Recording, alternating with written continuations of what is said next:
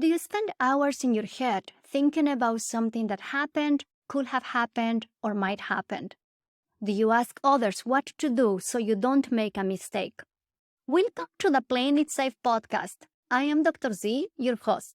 I am a clinical psychologist, an author, and a person that is super passionate about sharing with you science-based skills to overcome any type of fear-based struggles.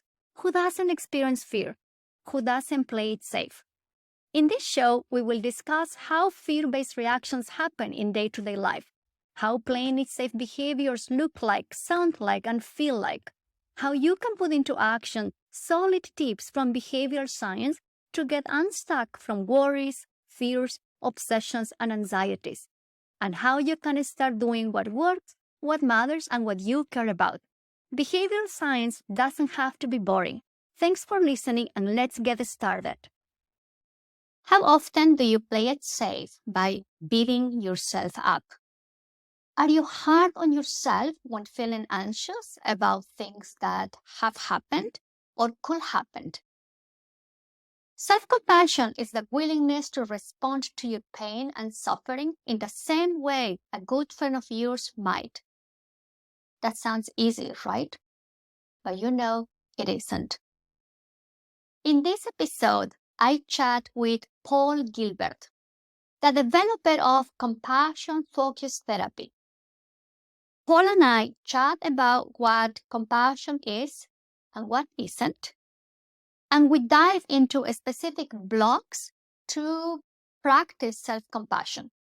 If you believe that being kind with yourself makes you a weak person, that you need to be hard on yourself to get things done, if you believe that you don't deserve kindness, then make sure to listen to this episode. Before we jump onto the conversation with Paul, I want to remind all of you who are high achievers, strivers, and engage in perfectionistic behaviors to register for the upcoming online class, Act Beyond Perfectionism, in which I will share specific ACT micro skills to get better at managing that proneness to do things right and perfectly. This class has 6 specific modules targeting the core processes behind perfectionistic actions. Imagine how it will be if you can give your best, work hard, and push yourself without sacrificing your well-being. I will teach you acceptance and commitment skills to do more of what matters without hurting your relationships or the relationship with yourself, to find your rhythm across different areas of your life, to ditch other people's definitions of success to pursue your own. To register to Act Beyond Perfectionism, you need to go to the website www.thisisdrz.com, select the option Online Courses, and then select Act Beyond Perfectionism. And now, without further ado, let's jump onto the conversation with Paul Gilbert. I wish you a great day and see you next week. Bye-bye. So here is something that I would be curious to hear from you. When you think about the foundation of self-compassion or your personal journey when developing compassion-focused therapy, what was going on in your life? What's the story behind CFT? Well, we were doing a lot of psychological therapies using cognitive behavior therapy, as you know, as you came to other workshops. And in cognitive behavior therapy, you help people to identify certain types of thinking that are associated with their difficulties. So people who are depressed tend to have negative views of themselves, the world, and the future. And so what you do is you help people stand back and come up with alternatives. Okay, I feel I'm a failure, but in reality, if I stand back, my friends would say to me, look, you've achieved this and you've got a reasonably good marriage and so on. So the only people could do that. I was working with people who found that extremely difficult to do. And it didn't really help them so much. And one asked this lady, so how do you hear that in your mind when you're trying to be helpful to yourself? How do you hear it in your mind?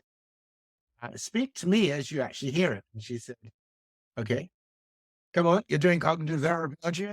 You've got a husband who loves you. You've had a job. You've got children. Look at the evidence. And so what I discovered was people could do their cognitive things. There was a lot of hostility in how they were doing it. They were trying to force themselves to change their thinking. So I said, well, why don't you keep to the cognitive thing, but this time create a really caring voice in your ear. Hear a caring voice in your ear and really have a motivation to be helpful and supportive. Create that motivation rather than trying to focus on the evidence and get yourself to believe something. Focus on the desire to be helpful. And she said, no, I'm not doing that. That's weak. That's not going to help me. Kindness isn't going to help me. So, and the third problem turned out that sometimes people struggle with compassion because when they start to become compassionate to themselves, it touches parts of themselves that have been alone for a long time. They start getting in touch with pain. So some of my patients, right, people I see, when they begin to have self-compassion, it isn't, oh, isn't this great? I feel better. It's actually, I feel much worse because now I'm touching into my care system. I'm touching into my emotional memories of not feeling cared about, not feeling loved. So that's how we started. And then we turned it into a therapy. It's incredible how those moments of being stuck in the work that we do with clients are the source for us to step back and see what can we do differently, why this is not working, what can I change, right? Yeah.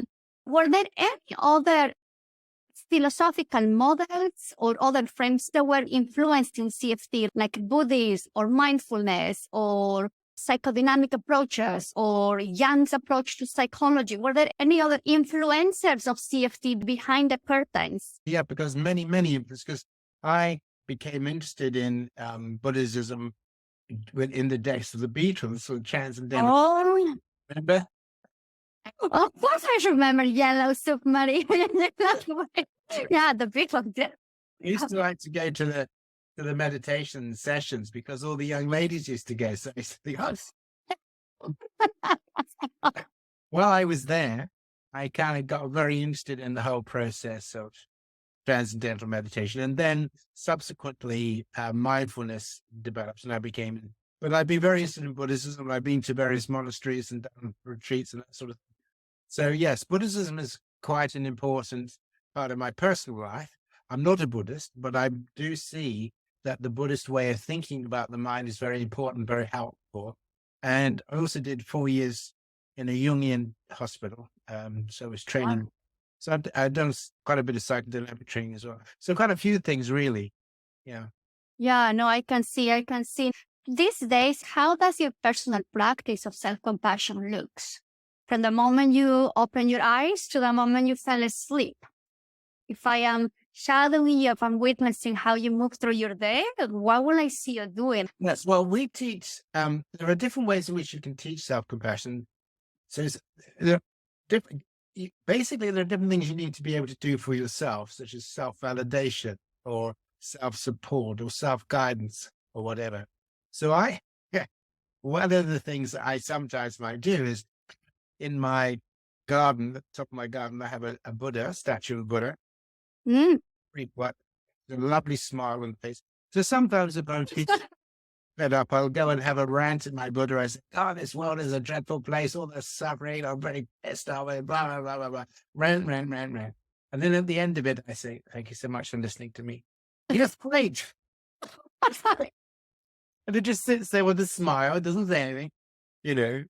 I always have this imagination that this Buddha image, this figure would just listen and validate the fact that at that moment I'm quite cross with the world, you know, and that's fine. So self-compassion really is about working out what it is you need in order to help you.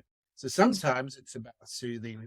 Other times it's about being listened to. And other times it's about being validated. And so on. So self-compassion is very much about understanding what it is you need for particular kinds of issues that you're having to deal with. I love this practice. I will put that into action myself. I absolutely love it. You always have to thank the Buddha at the end. Thank you so much. No, especially after watching the news, right? You know, it's a hobby of mine to watch news. I can be watching news all day. So you can imagine how I feel after that. Oh my God. It's funny. And my work is specialized on acceptance and commitment therapy for all range of fear-based struggles, anxiety-based struggles. And one of the core interventions we do is values-based exposures. We help people to get in contact with their fears in a compassionate and manageable way. We add self-compassion and we encourage people to face their fears in a gentle manner. How do you see the relationship between self-compassion practices and exposure practices? Given that practicing self-compassion, it's really hard because we have to face our pain. I cannot be self-compassion without facing my struggle, my own hurt, my own pain. We call that exposure in the anxiety world. How do you see that intertwine of processes there? Well, I think the first thing is to understand how we define compassion. So compassion is defined as sensitivity to suffering with a commitment to try to, in self and others, with a commitment to try to alleviate and prevent it. So there's two parts to it. One is that we move towards pain, we move towards distress, not away from it. And you need a degree of courage and wisdom to do that. The first movement of compassion is always stressful. It's not a pleasant thing. It's a stressful thing. Yeah. And then the second part of it is the wisdom to know what will be helpful, because we can do all kinds of things that are not very helpful. You know, if I see somebody fall into a river and I think I must save them, and I jump in, then I think, oh no, swim. That's reckless. Very courageous, but not very wise. On the other hand, I can know how to swim, and but I'm too frightened to jump in, so I don't have the courage. So in CFT, you must have courage and wisdom to be able to engage with suffering and so forth. True, that is true. Sometimes the way that I think of self-compassion practices, it's like it has four elements. I see pain, I feel the pain, I wish relief from the pain, and I want to do something about it. So that leads me to this question. When we teach self-compassion practices to some of the clients that I work with, sometimes we hear these responses like it's too weak, it feels fake, it feels too simplistic, or I am being just complacent, I'm being too permissive with myself. And I'm sure you have heard some of those responses in which people may understand the importance of being gentle and caring with themselves and acknowledge they are hurting. But it feels odd, it feels awkward. And their mind comes with all these thoughts. How would you respond to those types of thoughts? Yeah, there's a lot of stuff about you got to love yourself and all that. That's not helpful at all. Don't go down that road. We start off with an example. We say to people, look, you see it as weak or whatever, but let me take you through an example. Imagine a friend. Can you bring a friend to mind? Yes. Okay. What is it you like about your friend? Oh, I like a friend because, and they tell you. Now imagine your friend phones you up and they says they've got to go to hospital for an operation, but they're phobic. They can't go. And then they're in a terrible state. How would you be with your friend? And the client usually says, oh, I'd be concerned for them and I'd listen to them and whatever. And then you say, and what would you do? Oh, well, I'd probably offer to go with them. So why would you do that? Well, because if you're very frightened and you've got somebody who cares about you and helps you, it gives you the courage to go, doesn't it? And you say, yes, that's compassion, sensitivity to pain and the courage to take action. That's what it is. There's nothing fluffy about it. Think of a firefighter going into a house to rescue somebody from burning, risking their lives. What is weak about that? There's nothing weak about compassion. Compassion is the most strongest, the wisest of all of our motives, because it is the motive that will seek to heal pain. That's what it does. It's not about let me be kind and blah, blah, blah. But the main thing is developing this courage and this wisdom to engage with pain. You have to hammer it a little bit. Just a little bit. A soft hammer. Yeah. Is that okay if I ask a sassy question? Yes, a question, yeah. Okay, thank you. Okay, let me give you a little background. We mess up all the time. I have a collection of messy moments, times in which I have said the wrong thing at the wrong time to the wrong person. So I think there are different types of pain that we go through in life. And sometimes unintentionally, we do cause pain to others. I may have hurt my friend's feelings. I may have had an argument with my partner and I handle in a way that I regret. I may have a scream at my child. And then there is this fear that self-compassion is getting me off the hook of this wrong action, this wrongdoing that I did, but that I did wrong. I did scream, right? I didn't protect my child. I destroyed a relationship that I shouldn't have. How would you respond to that? Well, I think it's a great question, Patricia, because you have to make a distinction between shame and guilt. So Right. shame is all about me, and but forget me. So supposing I have an affair and my wife discovers it, just imagine. So that if I had a shame response, I'd say, "Oh, I was very bad to do that. I shouldn't have done that." And people would think I'm bad, and my wife would think I'm bad. I go and buy some flowers and try and make it up to her, or whatever. Now that's all about me. I feel I'm bad. You think I'm bad. Blah blah blah blah. Yeah, That's that's right. isn't like that. Guilt is when we have a genuine sadness for the harm that we've done. It's not about me. It's about recognizing the pain that we've caused the other person. And that brings up a sense of remorse and sadness. You don't get remorse and sadness and shame because it's all anxiety and attacking yourself and I'm no good, blah, blah. Whereas in guilt, that guilt comes from compassion. That comes from caring, from recognizing I didn't really want to do that. I'd lost control of my mind, or I lost control of my emotions because I wasn't mindful or whatever. And that's caused pain. And I'm sad about that. And I'm going to try and repair it if I can. But it doesn't make me a bad person, but it does make me a person that I have to be careful because otherwise I can be hurtful. Yeah. Thank you so much for clarifying that, the distinction between shame and guilt, a very important one.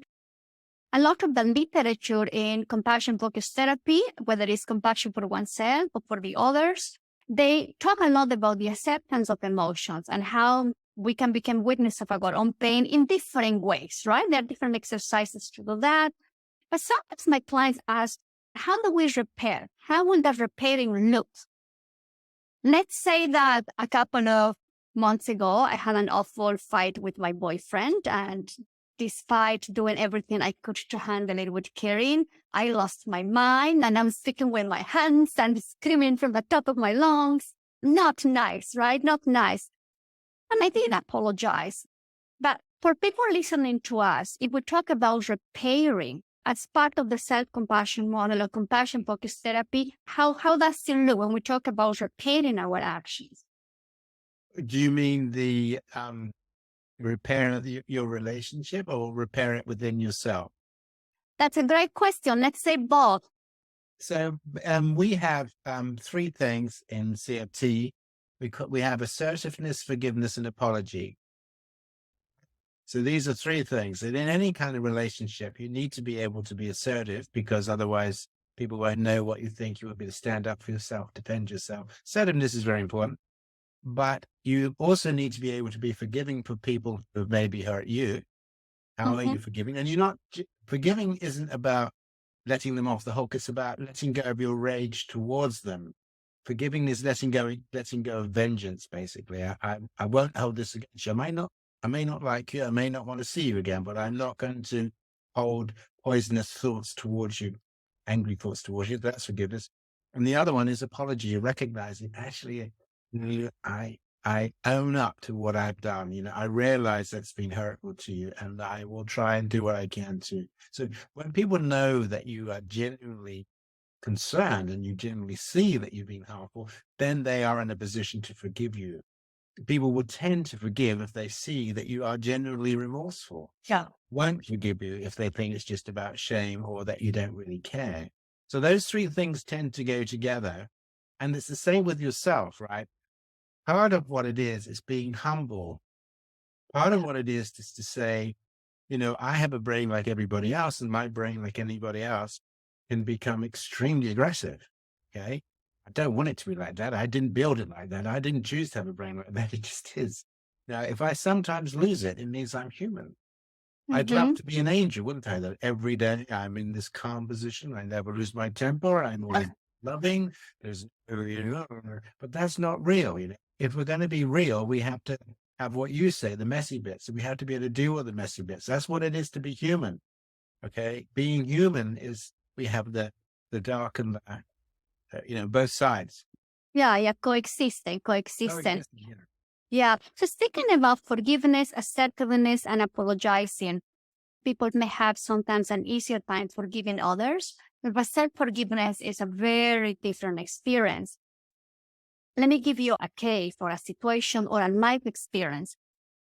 Hundreds of years ago, my friend had a very tough choice to make. Because of an accident, their house got on fire, and the house is a two-story home. She manages to get out, and then she tries to grab her children, but she can't. So she's outside looking the house, people are holding her, and she knows she doesn't have time to rescue both of them. There are two kids inside the house. People are trying to go into the house. They managed to rescue only one child, not a second one. And this was an awful thing that happened to this family, an awful experience. Then you have this struggle with self-forgiveness. I think of self-forgiveness as a personal choice that we make for ourselves. It's a commitment that I make to myself.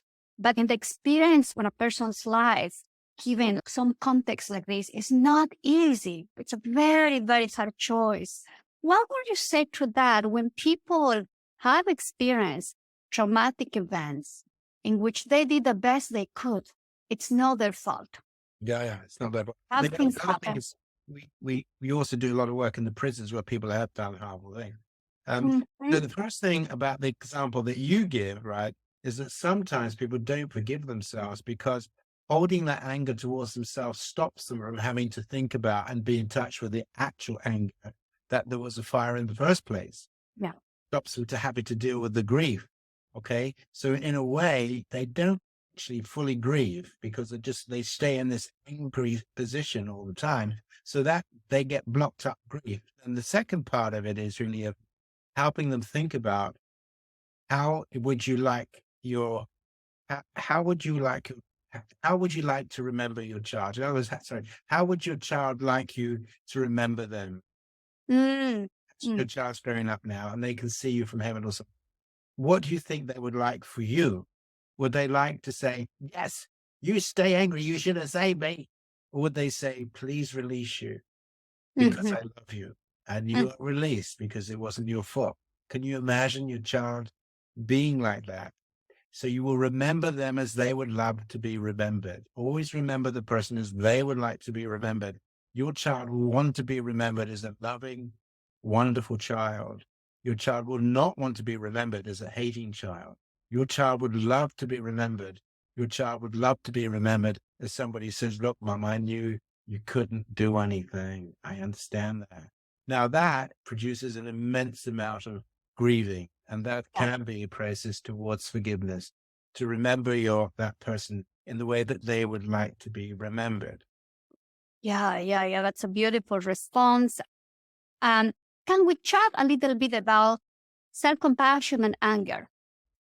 Yeah. We all experience moments of anger and sometimes rage. And the challenge is that people feel that the whole world has wronged me. This person has done this wrong to me. Why did I do this? Why are they treating me like that?